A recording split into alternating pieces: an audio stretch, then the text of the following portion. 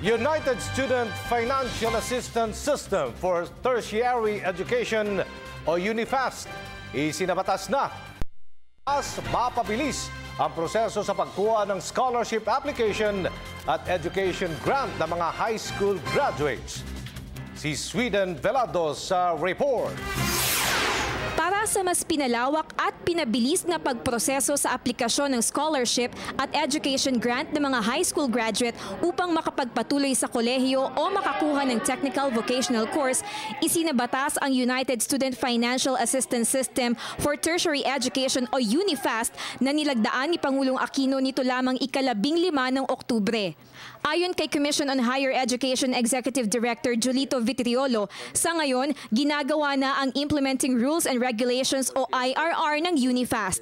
Pero gaano nga ba kabilis ang proseso kapag naisakatuparan na ito? Mabilis na ngayon kasi specialized na ang agency. May mga databases na itatalaga, may mga systems na i-implement at magkakaroon ng secretariat yan, ano? Magiging full-time sila dyan. So, nationwide yan. Direktang makikinabang sa UNIFAST Law ang mga kapuspalad na kabataang Pinoy na nagtapos ng high school at may good moral standing na nais ipagpatuloy ang kanilang pag-aaral. Kung gustong pumasok sa kolehiyo, kailangan ay makapasa sa college admission test, habang kung ang napili ay pagkuha ng TechVo course, kailangan namang makapasa sa screening test ng TESDA. Aniya, magsisilbing daan ang UNIFAST sa pagresolba sa job mismatch sa pamamagitan ng pag-offer sa mga aplikante ng priority courses na nasa hanay ng Science and Technology, Engineering, Arts at Math o STEAM.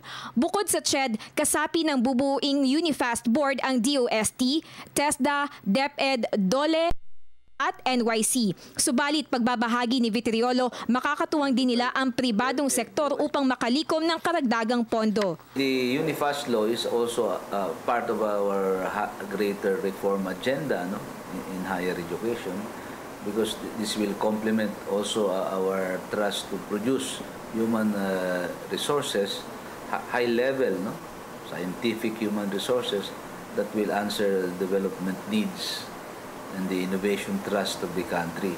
Para sa Telebisyon ng Bayan, ako si Sweden Velado.